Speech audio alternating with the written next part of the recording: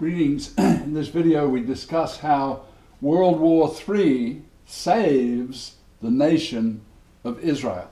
Now, if I said World War II saved Britain from destruction, nobody would blink an eye. Anybody who knows their history is going to go, okay, Hitler was invading nations in Europe, and then Hitler eventually got around to trying to invade Britain, and Britain would have been destroyed, except that at the end of World War II, the American people had gotten in the middle of the war and saved Britain from destruction.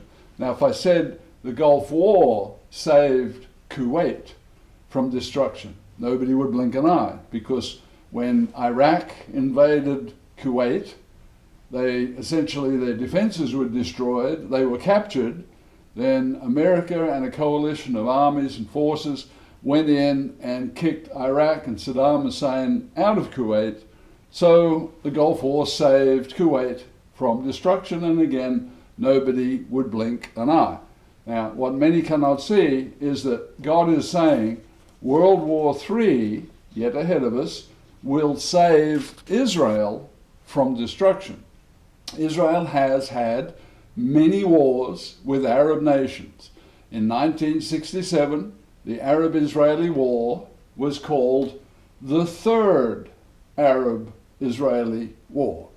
Then came the Yom Kippur War in 1973, where Israel won a decisive victory over an 11-nation coalition. Unbelievable, there were 11 nations involved.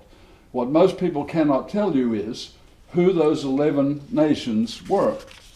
The list of 11 nations goes like this: Morocco, Saudi Arabia, Cuba, believe it or not, North Korea, really, Tunisia, Soviet Union, yeah, can you believe it, Algeria, and most well-known of all the combatants, Egypt, Iraq, Syria, and Jordan. Now, Israel was victorious against the 11-nation coalition with some help from the United States. Today, some are thinking that a war with Iran is going to be World War III. You see it on the TVs almost every day. God's description of World War III is Israel and friends against many Middle Eastern nations. In Daniel 11:40, we read a message from God. It says, "At the time of the end, the king of the north shall come against him like a whirlwind with chariots and horsemen and many ships, and he shall overwhelm them." Then in the next verse, verse 41, the great king of the north, super powerful military, shall enter the glorious land, meaning Israel, and many countries, not just a few countries, shall be overthrown. This clearly indicates a powerful superpower military saving Israel from destruction by its many Arab nations. Up until now, Israel has single-handedly won every Arab attack.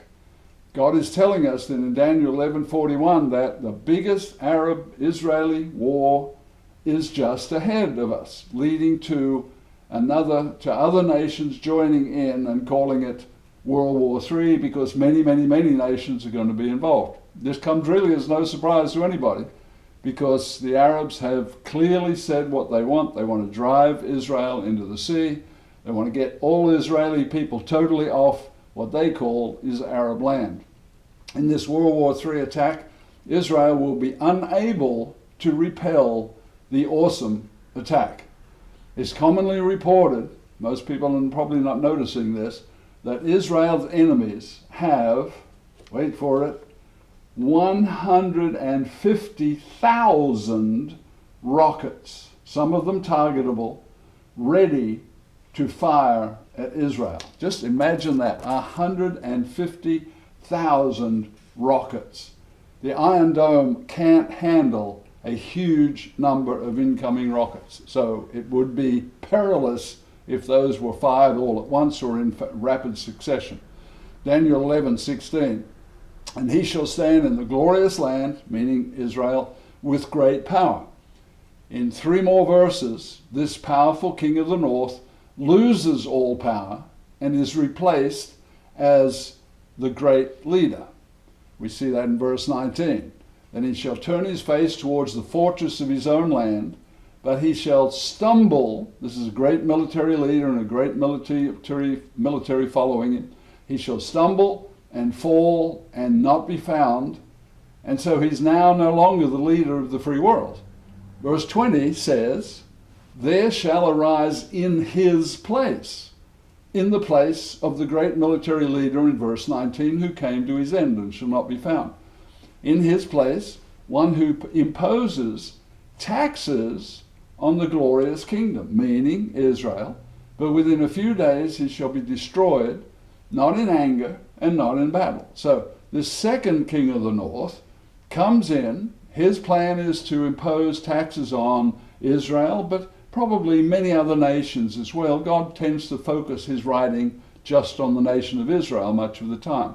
Then in the very next verse, verse 21, in his place shall arise a vile person, and comes in peaceably, and seizes the kingdom, seizes the leadership role by intrigue. Then 10 verses later after that, it shows him to be the beast power antichrist of Revelation. Most people read the book of Revelation. They see God calling the supreme leader of the new world, one world ruling government. God calls him the beast.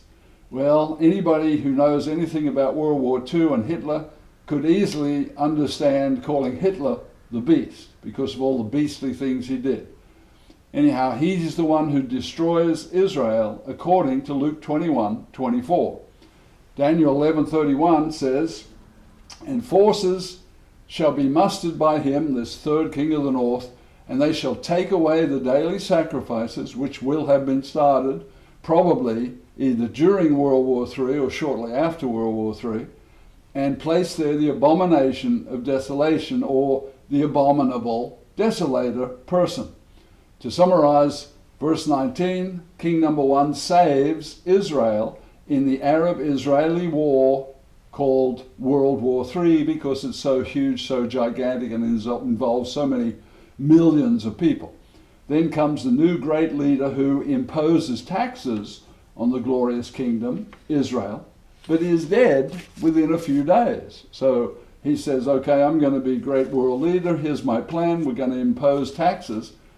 This is proof that Israel survives World War III because it's still able to be taxed. If it was destroyed in World War III, then there'd be no Israel to tax. Finally, the third king comes to power and destroys the nation of Israel during the tribulation period. So king of the north, number 1, saves Israel during World War III, and the third king of the north ends the nation of Israel for 3.5 years until Jesus returns and rebuilds it in the millennium.